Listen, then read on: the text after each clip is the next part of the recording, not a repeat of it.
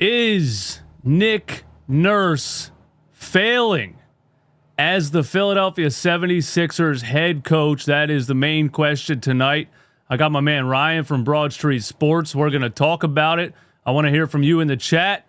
Let's get started. Sixers, why will you just lose and pull me out of my misery? Why do you gotta keep doing this to me, bro? Nobody else can touch the ball here. He shoots it from the logo. Oh, we got overtime! Tyrese Maxey is a god amongst men! Welcome back to Run It Back Philly. This is a special episode, collab show with my guy Ryan from BroadStreetSports. I got some questions about the Sixers.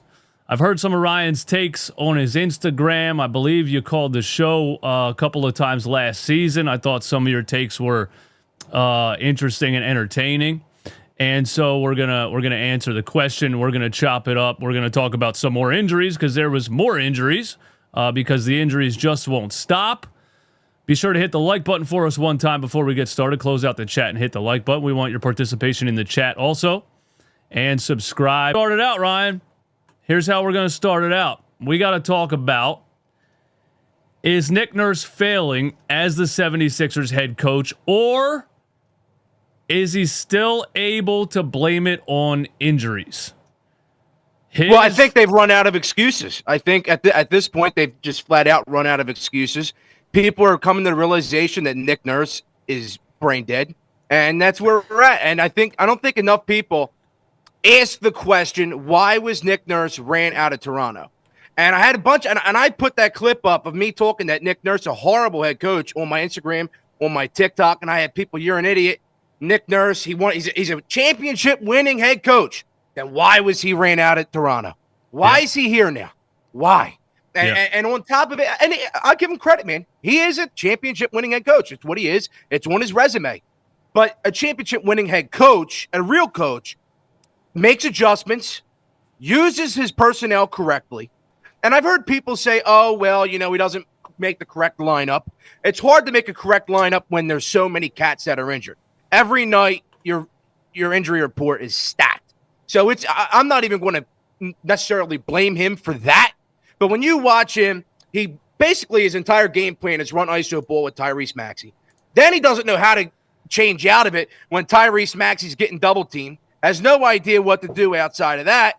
You look at this team, and when we started the season, I said, and Nick Nurse, in his press conference, he said, no matter what's going to happen, no matter win or lose, no matter how many people are in the arena, I want everybody to know we played our asses off, and we showed up to play. You remember that? I remember that vividly, yeah. Well, we saw that for the first, week and a half, 2 weeks? What happened now? And Embiid's right back where he started. Paul George is highway rob, and he should go to jail. VJ Edgecombe's been ran into the ground. He's got an injury. Tyrese Maxey, I feel bad for Tyrese, bro. I feel bad for him. He's got the most amount of minutes in the league, and we're running him into the ground, and that falls on Nick Nurse. So, just to your question, is Nick Nurse a good head coach? No, just no. And he's had some flashes where he does what he has to do, but it's just not consistent enough for me to say he's a good head coach. Yeah. I've seen the same thing with Doc Rivers. I've seen the same thing with Brett Brown. It's just there's flashes, and they only have good resumes. Nick Nurse has only had a good resume because Joel Embiid, Kawhi Leonard, and he just has had a team around him.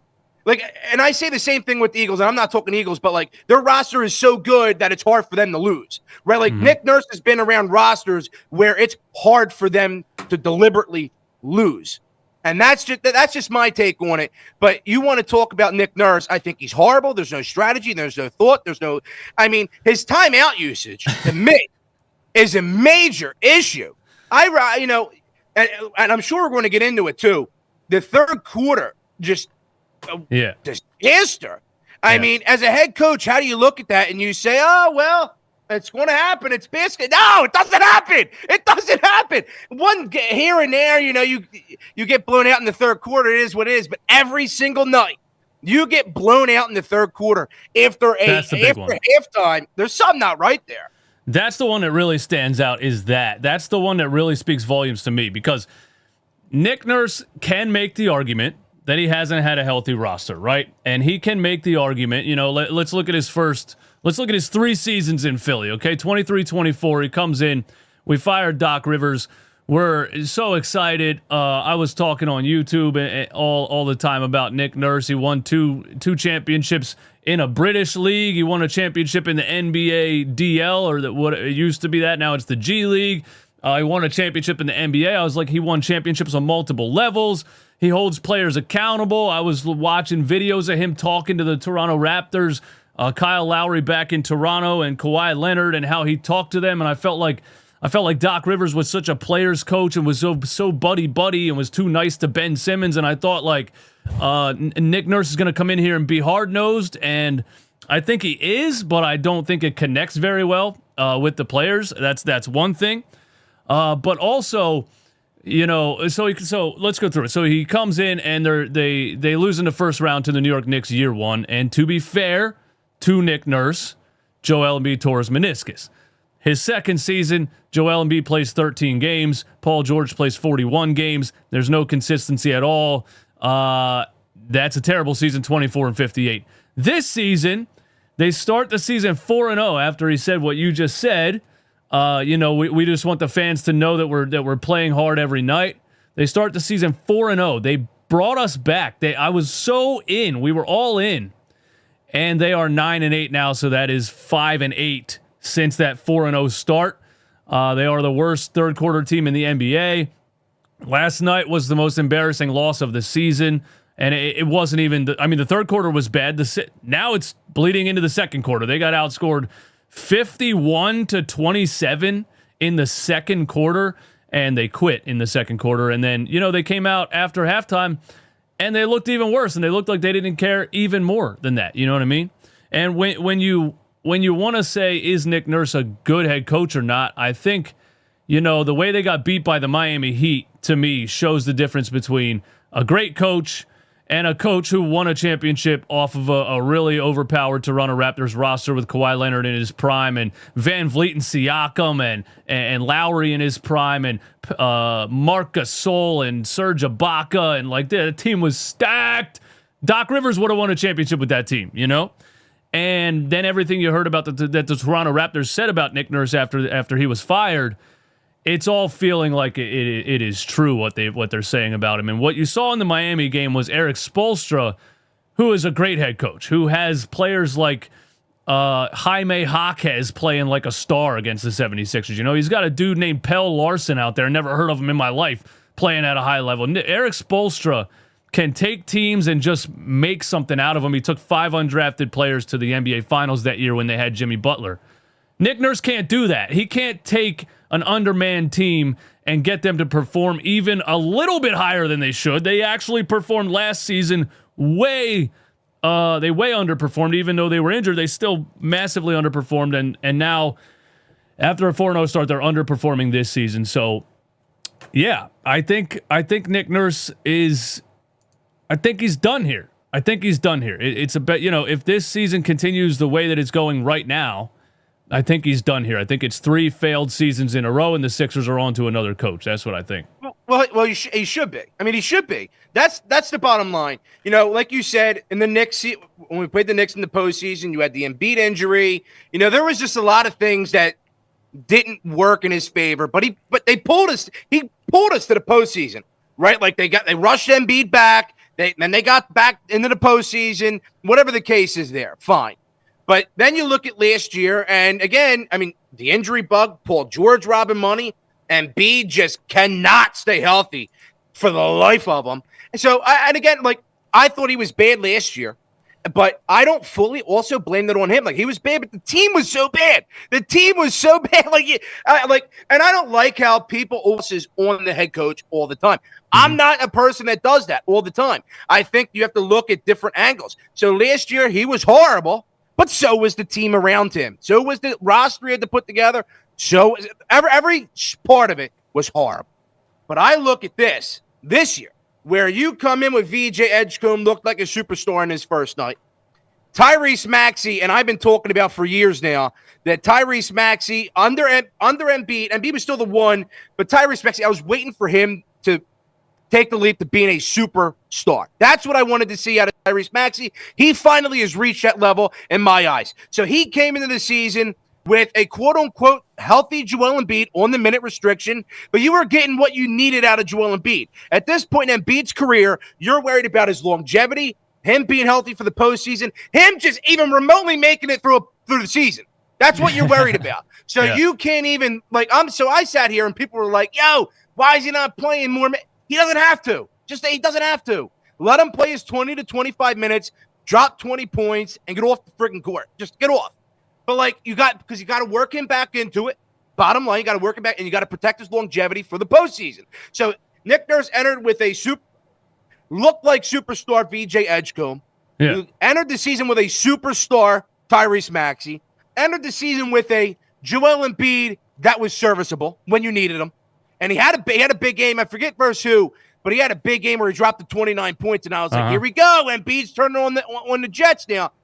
He entered the season with Quentin Grimes, who played great last year with nobody on the court, and he's also looking for a big contract. He's going to play his ass off. Mm-hmm. So that's the bottom line there. He's entered the season with a team that was serviceable, with a legitimate team. And now you look at it, and he says, oh, well, we're going to work this team where they're going to fight their ass off every single night. This is going to be great. They're going, this is the thing. The first 4 games of the season, I was like, you know what, win or lose, I'm just excited to watch basketball, like a team that fights, right? You remember the first couple games of the season, they had the horrendous third quarter, fourth quarter, they come back, they claw back. I was like, this is what we have not seen out of the team. Yeah. I was like, oh my God, maybe Nick Nurse's message, whatever it may be, is finally sticking. And now, I mean, Paul, and we're going to get into Paul George, don't you know what I mean? But he is robbing money, and it's just, so now you got this. So he comes in with a huge team that serviceable. They can win some games. They're going to get into the postseason. I was like, they're not going to win a championship. They're going to get into the postseason, and then whatever happens from there happens. But now you're at the point where Embiid injured, that was bound to happen no matter what. Paul George just killing you, dude. Just stabbing you every day, right in your chest. And he's going to drive Tyrese Maxey into the ground. I am foreseeing the future. Everybody in the chat, I am foreseeing the future. He will run Tyrese Maxey into the ground. Well, that's and that'll be. That's why I get upset about the Paul George stuff, because Joel Embiid is what it is. We know he has a left knee surgery, sore right knee, another left knee surgery, whatever. Paul George has been healthy for three months. He was full practicing for a whole month and didn't play game 1. And everybody was like, why is he not playing? And they said they're working on his left quadriceps strength. What are we talking about? Get on the court and play basketball at least for 10 minutes. When did we start this pampering players to the level of let's see if both of your quadriceps strengths are up to standard before you go out there and play basketball? That's insane to me. When did we start treating these players like this? It's crazy. And the thing is, if you were a really, really good team and you had a player that was injured like that and you wanted to do that, this guy is so good and, we don't desperately need him right now, so let's make sure he's fully good to go before we bring him back. But it's Paul George. He's good when he's healthy, but what the hell? They're treating him like prime Kawhi Leonard or something. And the thing is, you treat the guys like that the whole season because you're like, we gotta make sure they're ready to go and ramp them up for the playoffs, and you do it the whole season and you don't even make the playoffs. So I don't understand. The whole thing is counterproductive. What you're signing guys to contracts and resting them the whole contract because they might get hurt if they play, but then they never play, and then it's insane. Well, Joel Embiid, on your point, I feel and I've trashed him for a while, and that's just and that's honesty. I've trashed him for a long time, but Joel Embiid is somebody who I in my heart, deep down, and I may get hate for this. I think he genuinely wants to play. I think he genuinely wants to play. I think he genuinely wants to win a championship. I think that's in Joel Embiid's heart.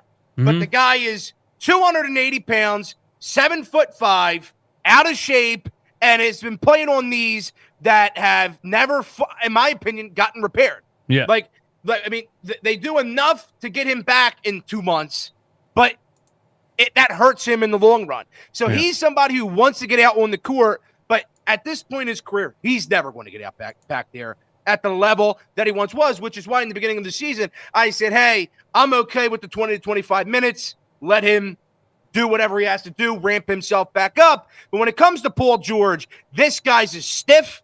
It was a horrible decision by Daryl Morey. And this is another example of the Philadelphia 76ers and a Philadelphia team being handcuffed to a player for years. They are screwed. By the time that they're out of these contracts, Tyrese Maxey is going to be into his 30s, and it's all like it's over, right? So, and as much as I want to win now, there is not a way to win with this crew that they have.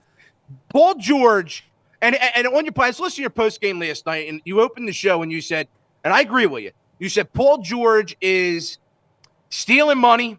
He says, and you said something that he wants to go out. His wife said, let's go out to dinner tonight. Yeah, he called off. And he called off. You can't be probable. You can't be listed as probable and then out when nobody saw you sprain your ankle, bro. If there's a clip of him spraining his ankle, that's one thing.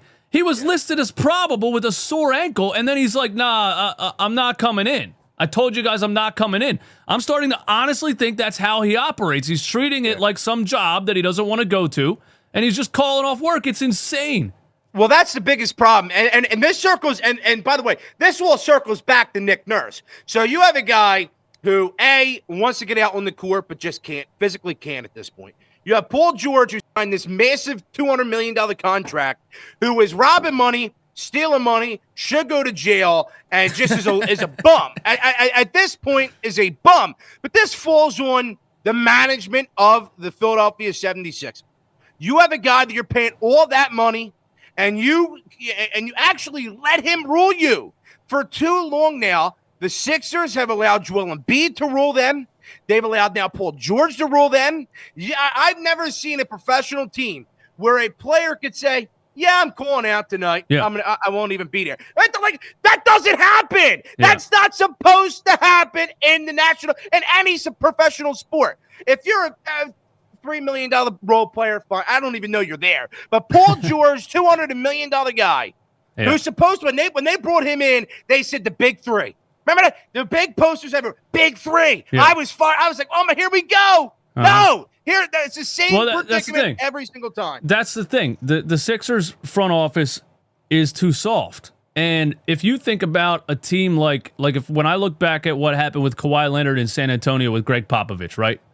Greg Popovich wasn't having none of that BS, bro, because he's old school and he's like, nah, if you don't have a listed injury, if you can play, you're getting out there and playing, even if it's for 10 minutes or whatever. Kawhi and his camp thought that wasn't in his best interest, which I don't know what the injury was with the knee or something, but there was a big disagreement there.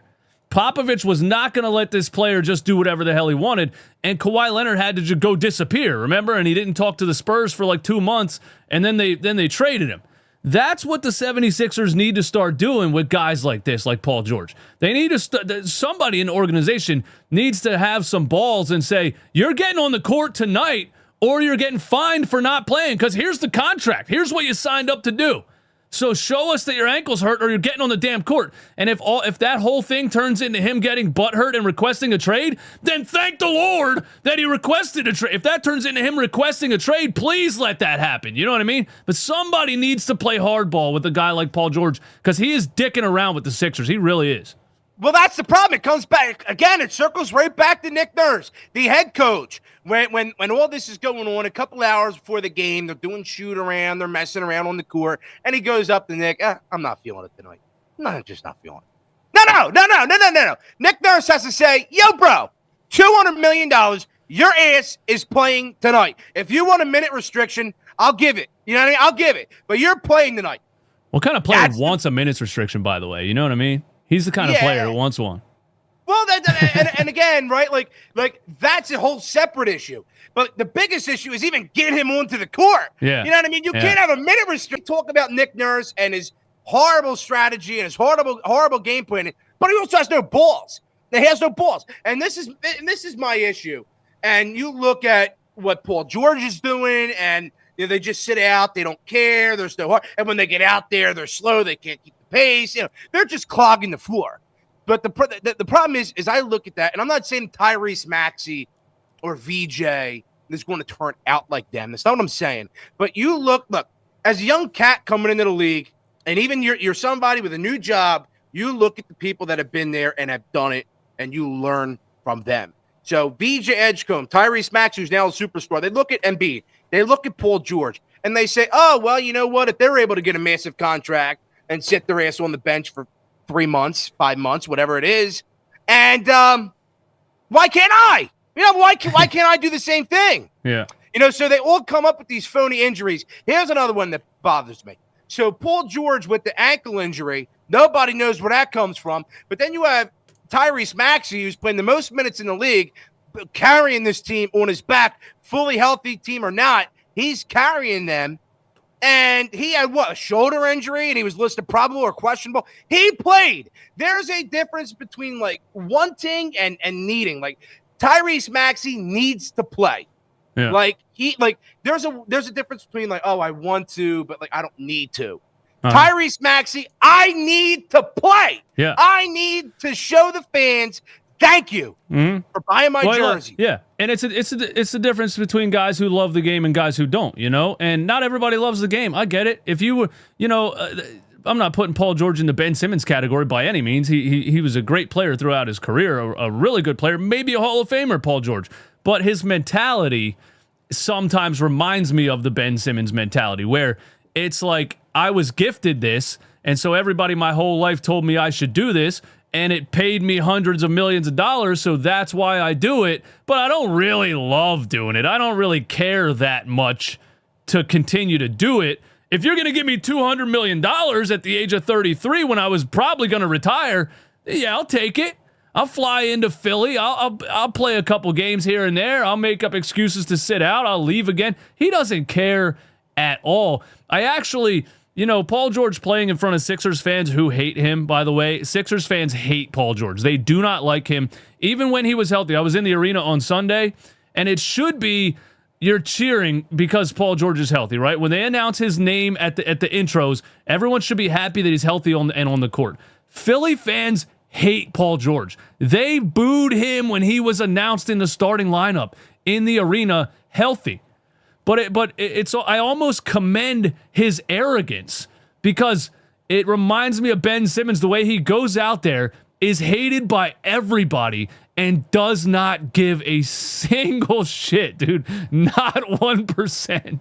He doesn't give a shit, and that is an issue, right? If I sign a massive contract to go and play for a team, for a new organization, I want out. I want to play for a new organization. I want to play with Embiid. Right, that's what I want to do. You can't half-ass it, and that's the thing. And people always talk smack on Philly fans for being too hard on players. But all we genuinely want, and we've always said this: just show up to play, man. Yeah. Just give us effort. Yeah. And Paul George, day in, day out, gives zero effort. When he's on the court, he can't keep up. He clogs it up. Then when he's not, then he decides not to show up and doesn't want to play. Yeah. Robs money. He shows up to Daryl Morey's office and says, "Yeah, I'll take my paycheck. I'll catch you in 2 weeks. I'm going to Aruba." Go ahead, yeah, enjoy your vacation. That's a serious issue. And this is why I say this organization is laughable, because they have people like Tyrese Maxey, VJ Edgecombe, who work their friggin' ass off day in, day out to make you relevant in this city and in this league, to make you relevant, to make the fans happy. And that's what we saw in the first couple games of the season, was excitement. Whether they win or lose. Yeah. Whether they win or lose, it was I could sit down on a Tuesday, Wednesday, Monday night and watch just basketball. A team that tried. Yeah. That's it. Last year we saw this team, you would tune in on a Tuesday night. They're getting blown out, and it's I don't even want to watch. I don't even want to tune in. But when I started this season, and you see the way that they're playing, you see the way the passion, the effort, the heart, the drive, it all seemed different to me. It all seemed different, and of course, in typical Sixers fashion, it all dwindled away eventually. We can't have nice things. How did we not know that was going to happen? How did we do that to ourselves? No, I mean, but again, like I mean, I said that. Like I was like, hey, you know what? They're going to make the postseason, and not even maybe they won't. But like I came into it thinking, but I was like, you know what?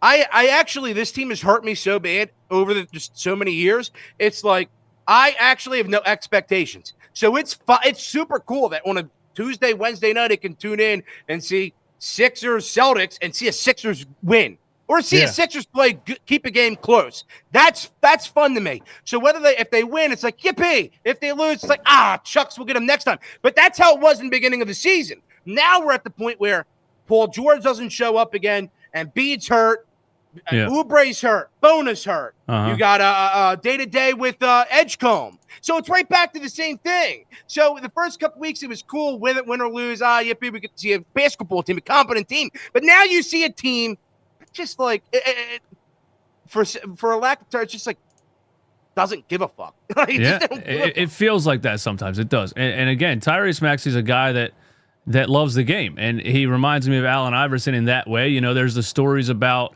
they had to take Iverson's jersey when he had a fractured wrist. They had to take his jersey, and he made the jersey guy get him another one. They took his shoes. He made the assistant go down the street to Foot Locker and get him more shoes. And they had to literally tell him, you're not playing. You can't play. You know, that's the difference. And the mentality thing, it has to do a lot with the chip on his shoulder. You know, the undersized guys like Allen Iverson, like Tyrese Maxey, they had a chip on their shoulder their whole life.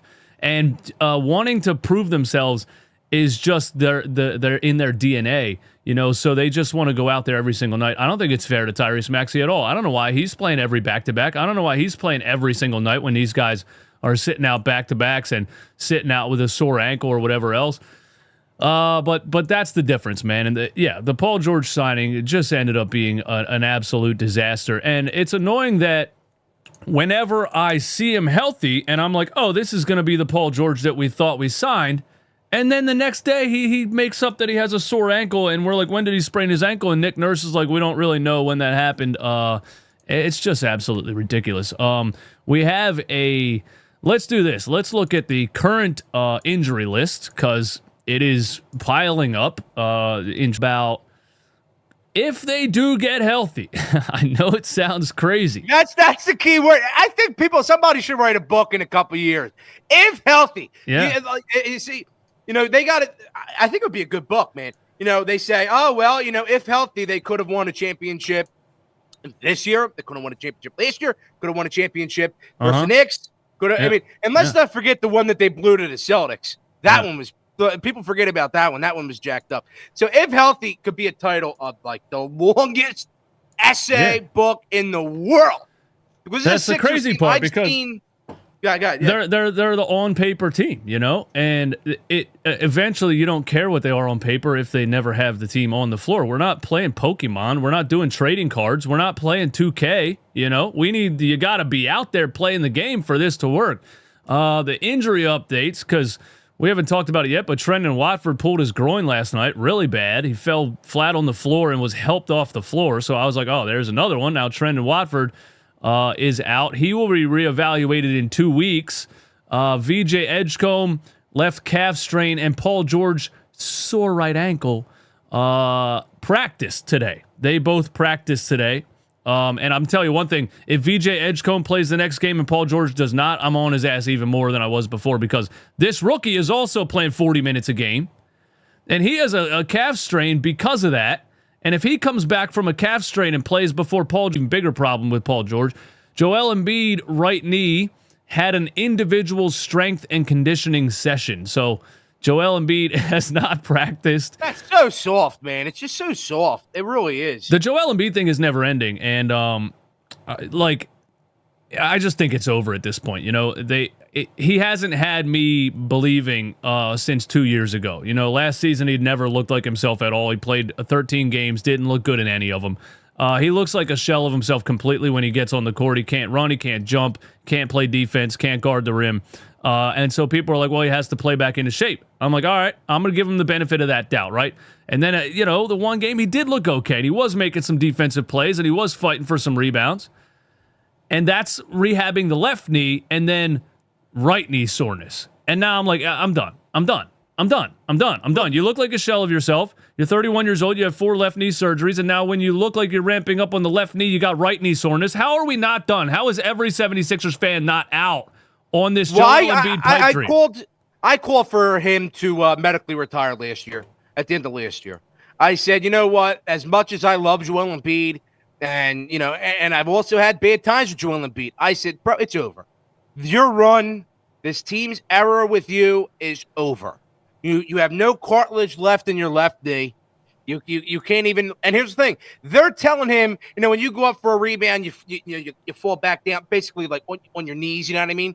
But like, you know, like come down on your knees essentially. But like, they're teaching him now, like he can't land on his feet. He can't land on his feet anymore. Yeah. He's got to fall down to the ground just to save his knees. That's not feasible either. So he needs to medically retire. And coming into the year, and they showed the videos of him, you know, doing all these dunks and stuff in practice. And I'm like, oh, my God, Joel Embiid. You know, it turns me back on as a fan. I'm like, oh, here we go. Yeah. No, it's the same thing over and over again. And like I talked about earlier, you know, it's for them to try and have the longevity of him for the postseason. But it's also like there's no pin there. They don't know what they're doing. On his knee, but that knee is never going to be fine again. And now, because there's so many problems with the left knee, the right knee is now jacked up. And what are you going to do then? Then you're going to have 2 bad knees? That just doesn't work. Sixers are at a point where when they gave him that massive extension, and they didn't even think into the future. They said, oh, well, we'll give you the money, Joe. Whatever. We got it. Here. Take the paycheck. That was an insane decision. It really was a wild decision. And then when it came out that they knew he was injured, they knew his knee wasn't 100%, and they gave him that extension. That's crazy. A guy that is a business owner choosing to sell tickets, and that is Josh Harris saying, "Listen, this guy sells my tickets. I want to build a new arena.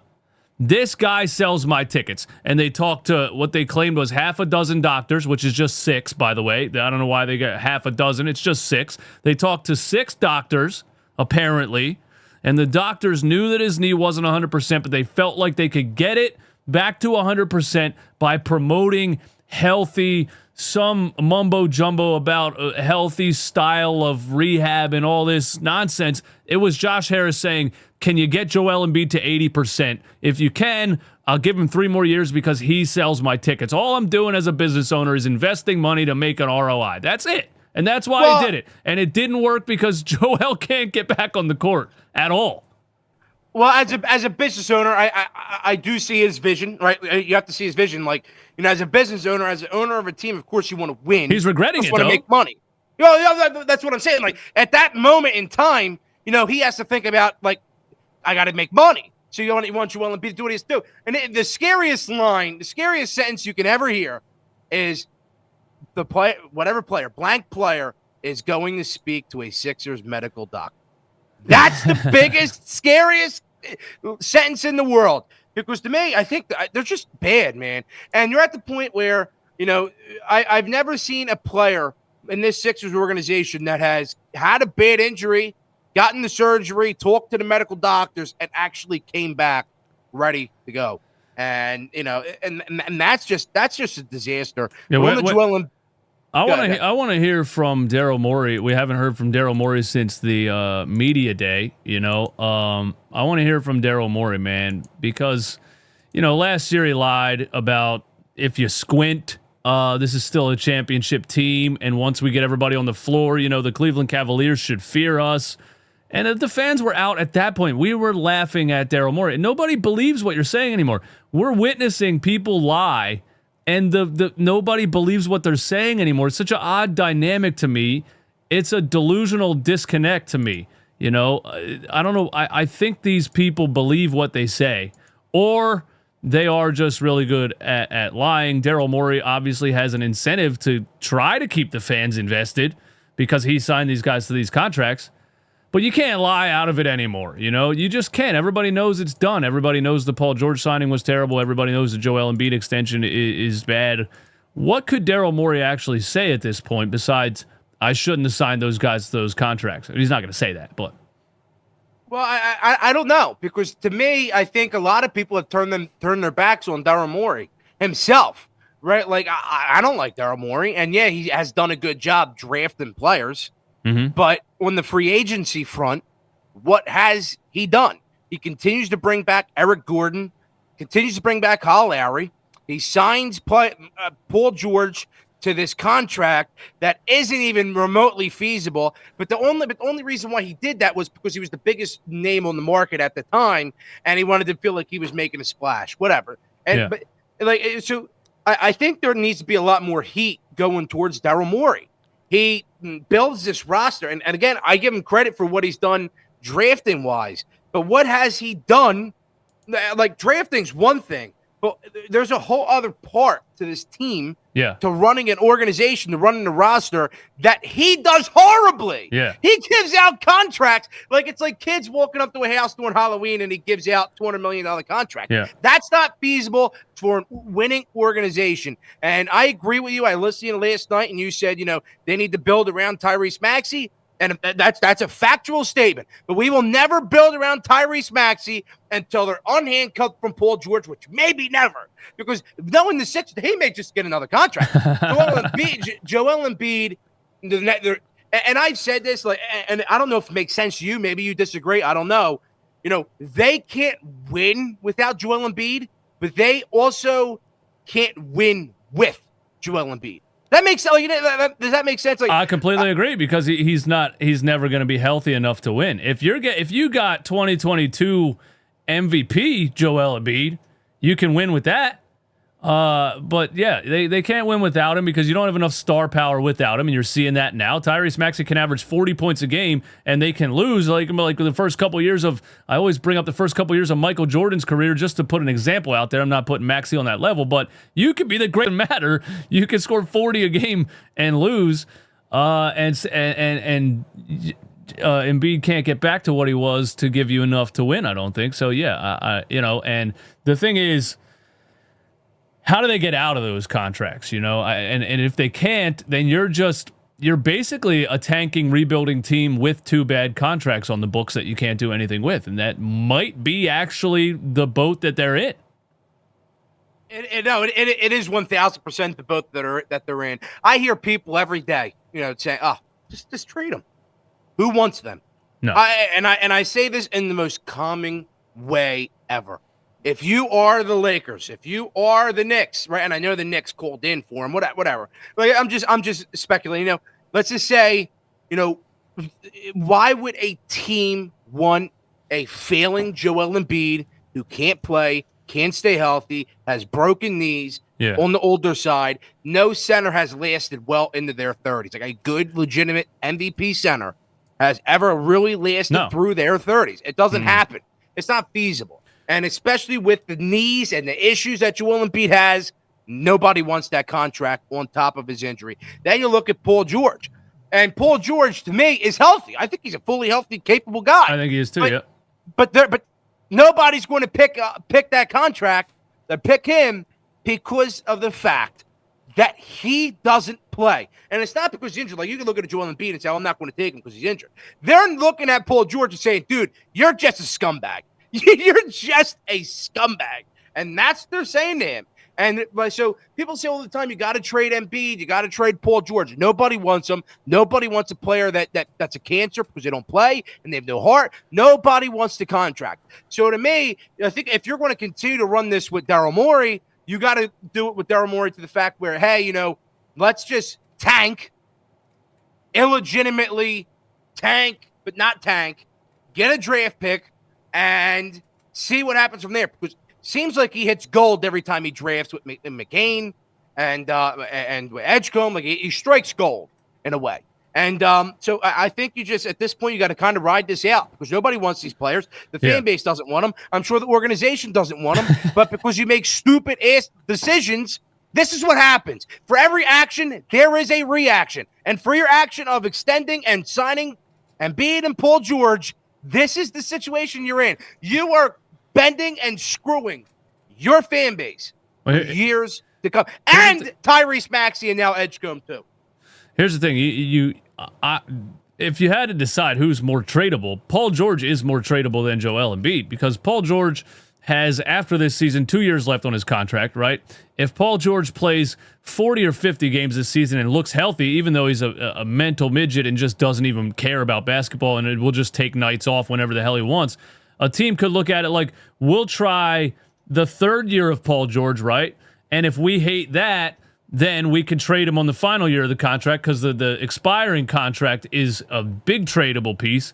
So that's why Paul George is tradable, because a team would be taking a gamble on the third year of the contract, and then they can have a big salary cap buyout trade piece on the final year of his contract. Joel Embiid is 100% untradeable.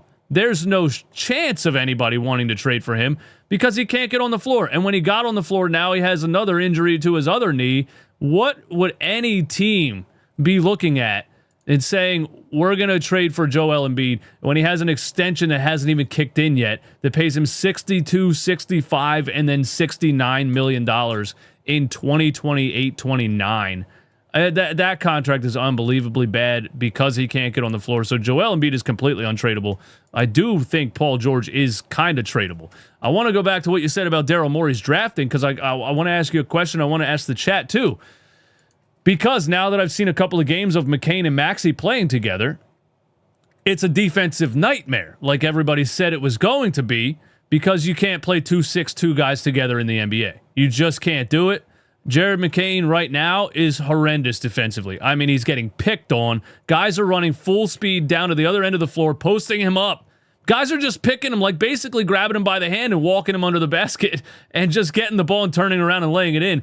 You can't have a guy like that on the floor with another guy in Maxey, who I think is a little better defensively than McCain right now, but still undersized and still gets bullied by guys that are 6'7", 6'8", 6'9". I don't think you can have both of those guys on the floor. I had hope for that because I think they both can be great, but I don't think you can play them together. And that's where I look at Daryl Morey and I said, yeah, he's drafted guys that look like good draft picks, but does he know how to draft for fit at all?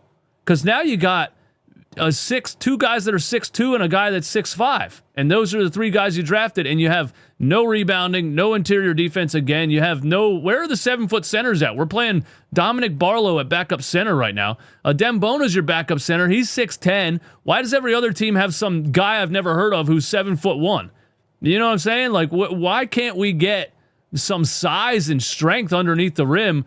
And I just think Daryl Morey, I think he knows how to draft individually, but I think he has no idea how to build a basketball team. And last year was the perfect example of that because he thought, I'm going to sign 6 40-year-olds who were buyouts, and that's going to work. Reggie Jackson and Eric Gordon and Kyle Lowry, and they got ran off the floor, but they would have got ran off the floor by a high school team. They can't run. They were retired. And I was like, why would a guy who's supposed to be one of the smartest basketball minds in the world think that would work? It's a young man's game. You want 25-year-olds, not 39-year-olds. It's crazy.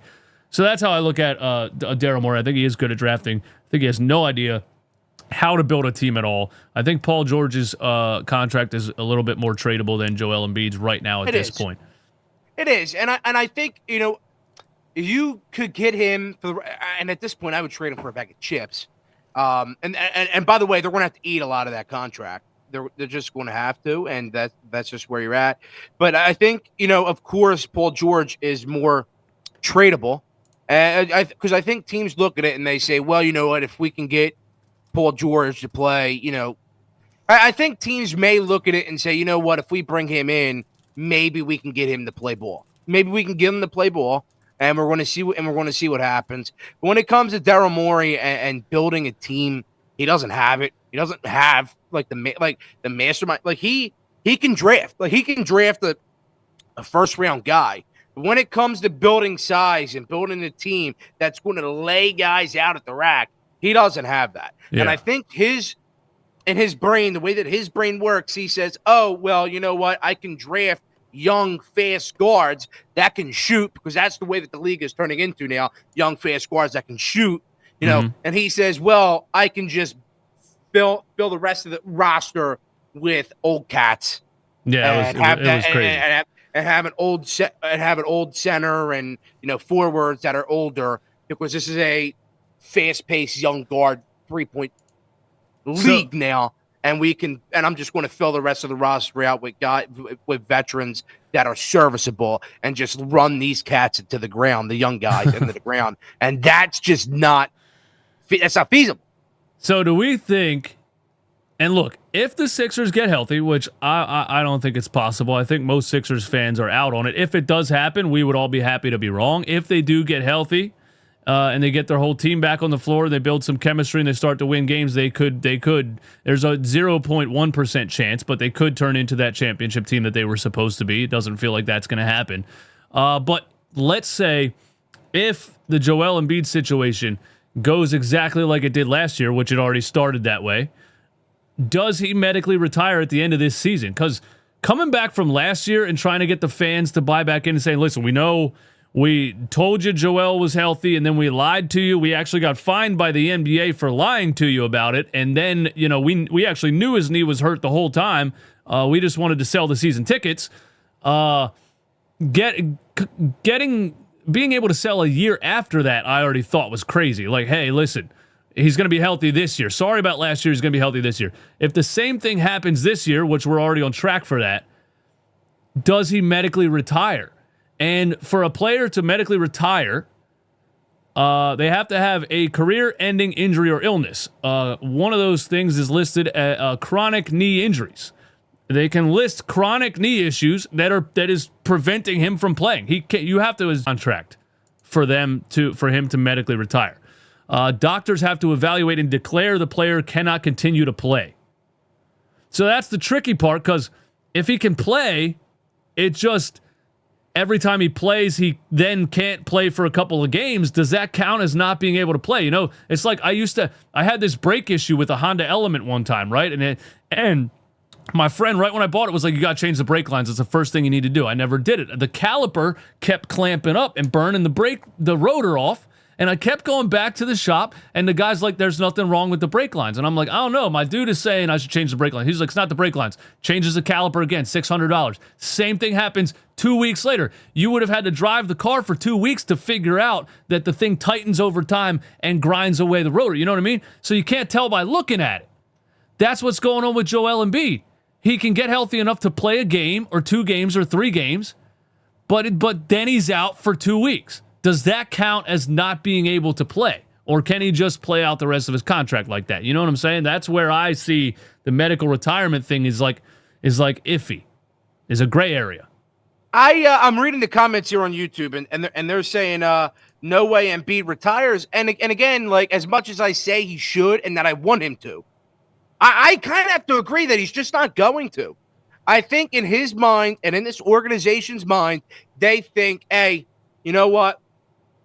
We can get Embiid back to where he was. I think in his mind and in the organization's mind, they believe that he is the MVP, still an MVP guy.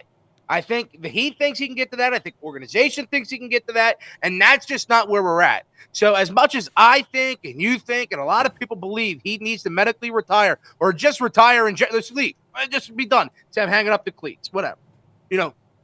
It's just, I just don't know if it's going to happen. I don't think it's going to happen because in his mind and in the organization's mind, he can become the MVP again, which to me, to you, to everybody else, it's not going to happen. Those people need to watch those highlights. Those people need to watch those highlights. How bouncy he was, dude. He's not even 50% of that. He was dunking on guys and jumping and bouncing and celebrating and sprinting down the floor and chase down blocks. He was so athletic, it was insane. He's not even 50% of that right now. I used to see Joel Embiid get a rebound, run all the way down from one side of the court to the other side of the court, and dunk on a cat, dude. I saw that. Yeah. And that's just not where he is anymore. No, he's never going to get back to that. Not that guy. And this is why at the beginning of the season, I said, you know what? If this is before the game, the first game even started. I said, if Maxey he was a star, he needs to get to the superstar. I said, if Max can get to the superstar, and if we can see what we have with Edgecombe, I think having Embiid on a minute restriction and being the second or third option on this team is going to help them out in the long run. It lets him play his contract, and it lets the team work without running through Joel Embiid. But the problem is that this organization doesn't know how to operate when it's not being ran through Joel Embiid. Mm-hmm. That's an issue. So, of course, rosters and organizations develop throughout these. Of course, past couple years, past 10 years, this was an Embiid ran offense. Now you're at the point where it's an evolved league where young, fast guards that can shoot are taking over the league, and Embiid can't stay healthy, can't be anything that he was before. And but again, like that's why I was happy with Maxey becoming a superstar, and it looked like Edgecombe was like a star, and Embiid is like a second or third option, playing 20 to 25 minutes a game. And I said if he can just drop the 20 to 25 a game, that's all he has to do, man. You know what I mean? Just do that and ramp yourself up and start to feel. And dude, if you don't want to play back to back at this point, whatever. I mean, like just what I'm not going to fight that battle anymore. Yeah. The biggest battle is getting you on the court.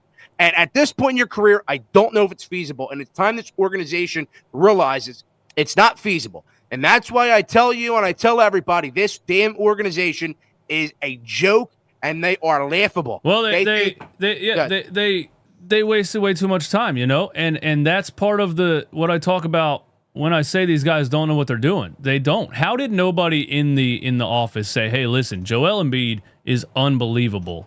He's 23 years old, right?" How did somebody not say, statistically, we have 6 years. Statistically, we have 6 years to get the most out of this. We need to build. They drafted. I mean, we can go all the way back to Sam Hinkie, dude. There was 3 centers on the roster. They had to figure out how to get rid of Nerlens Noel and Jahlil Okafor before they could do anything else. They messed up every single year. Then they put Al Horford next to him and Tobias Harris and Josh Richardson. There wasn't even a guard on the floor. They drafted Ben Simmons, a point guard that won't shoot. They did it wrong every single year of his career. If you look at the San Antonio Spurs right now, they drafted Wemby. They said he's 22 years old. Statistically, a guy his size, we got 6 years. We got 6 years. We need to make it happen right now. Guess what? De'Aaron Fox. Guess what? Dylan Harper. Guess what? Stephen Castle. Guys who can dribble and shoot and play defense everywhere on the floor around the big guy. The Sixers failed to do that for 10 straight years, and then they even tried to put a center next to him. The shit was backwards every single time, and they wasted his whole career by doing it wrong when it's really not that complicated. You put defenders and shooters around the big guy. That's all you got to do. They wasted. They didn't understand that you only got 6 years. They kept acting like, oh, we're gonna punt this year. Next year when we have cap space, we're gonna build. And now he's done because that's what happens with guys that size. You don't have all that time to waste. No, you don't. And again, you know, when they say, "Oh, we need to wait for the cap, we need to wait for some more money," that's because they handcuff themselves, the players.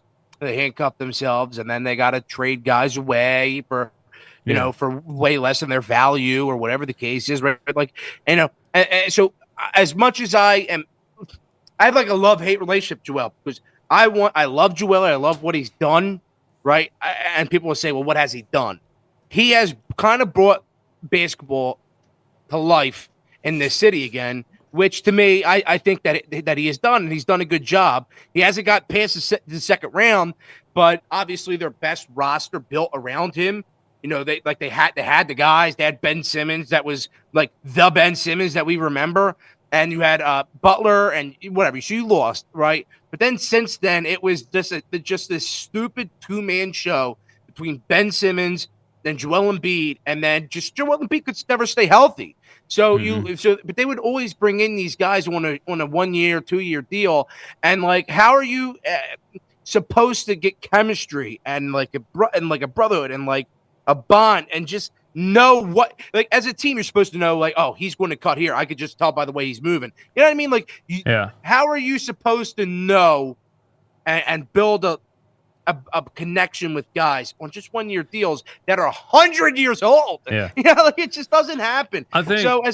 No, go ahead. What else were you going to say? Go ahead. I just think Joel Embiid, like, as much as I am pissed at him for the way that his career is going, man, because I've called them soft. I've called them, you know, for all these different reasons, you know, but I think he is legitimately injured, and now he's like really injured to the point where it's like, dude, you got to worry about, you know, you're 30 something now, you know, you have to make it to your 80 something, 90. Yeah. Like you got to see your kids. You got to play freaking baseball with your kids, bro. You know what I mean? You can't. Yeah, well, that's a reason too that he might. I commend Joel Embiid for wanting to continue to play. I mean, remember Andrew Luck retiring at 30 years old because he was like ankle surgery, rehab, and he said he was in a loop of injuries and rehab that was just depressing, and he didn't want to do it anymore. I don't know how Joel Embiid's still doing it. It's injury, rehab, injury, rehab every day of his life to try to get back on the floor. And, when I watch his highlights, it makes me sad because I think he does want to try to get back to that. But I think Father Time has made their final judgment. It's over. You're not getting back to that. That's sad for a guy that basketball was his whole life. It's how he came to America, He has to accept that. That sucks, but he has to accept that. And maybe he does retire before that contract extension is up. Maybe he gets tired of trying injury rehab, and maybe he just wants to go live the rest of his life. For the 76ers, that would be beneficial also because they would be, he could medically retire and get all his money, and then we're free with the money off of the books. But I don't see Joel Embiid playing basketball until 2029. That doesn't sound realistic to me. I agree with man. I'm scrolling through TikTok and I get these I miss prime Joel Embiid edits, and it's like, dude, man, that was badass. But in his mind, I've been saying this whole show. In his mind, he thinks he's still that. He thinks he's still that. And in your mind, right, when you say, "Oh my, I know I can get to that. I know I can do it. I know I can do it. Don't fire me yet. I know." Mm-hmm. And like in your mind, that's what you're being told. That's what probably the organization told. We know you got this. We know you got it. And then there's probably another side of his brain where it's like, is it over? But when he's laying in bed at night, looking at the ceiling in a dark room, and I know he's sitting there and saying, "Do I even have anything left in the tank, man?" Because you watch him early on into the year. Chat. Somebody in the chat saying we're muted and we can't hear you. Is that anybody else? Nobody else has said that. 150 people in here. Nobody else has said that. Is that us or is that on the other end? I just saw somebody in the comment say exit and come back. So I think it's just that guy. Oh yeah. You got to just refresh the page. Sometimes that happens on YouTube's end. Let's talk about this before we get out of here, man. Because VJ Edgecombe, when you look at how he started the season, where he's at now he's a 20-year-old rookie. I expected him to be up and down. I didn't expect him to drop 34 points on opening night. I didn't expect him to play like a star at 20 years old. I thought he was going to take years of development, and now he's looking like what I thought he was going to look like, which is a very athletic young guy who has a lot to learn about, playing in the NBA.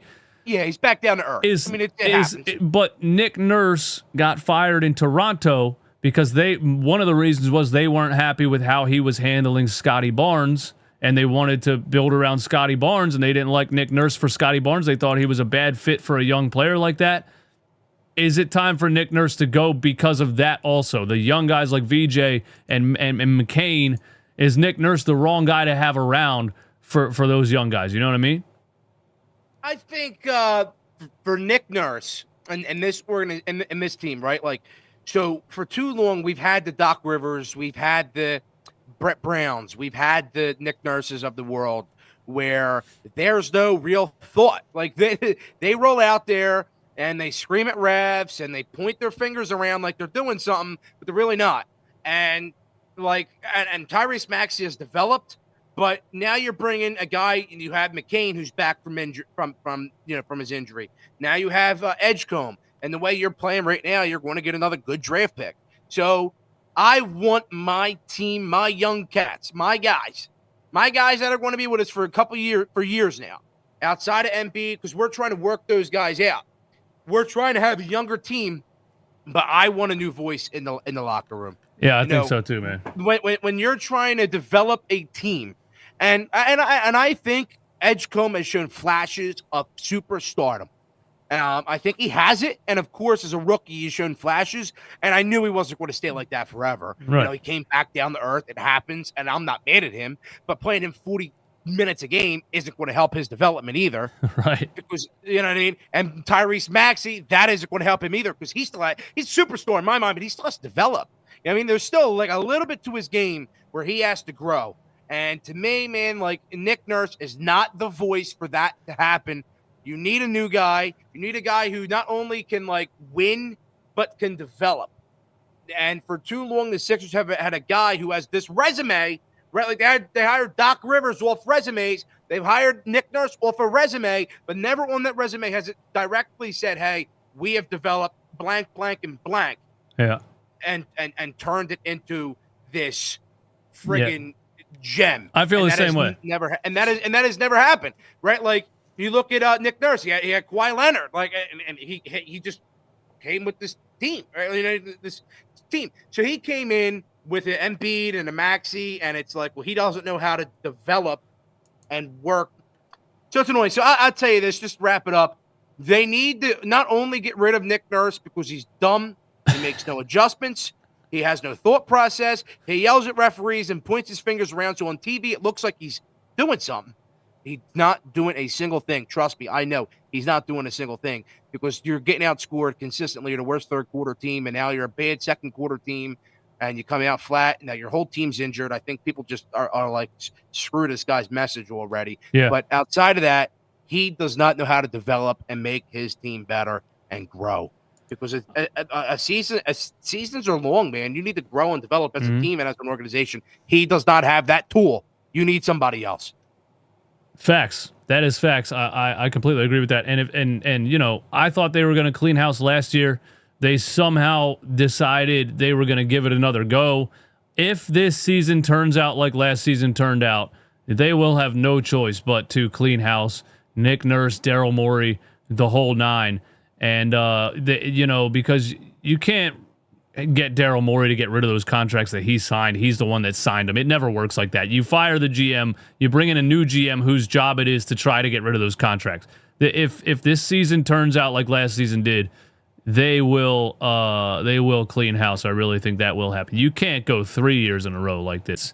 That everybody gets healthy and the 76ers are a championship team, but it's down to 0.1% now for me.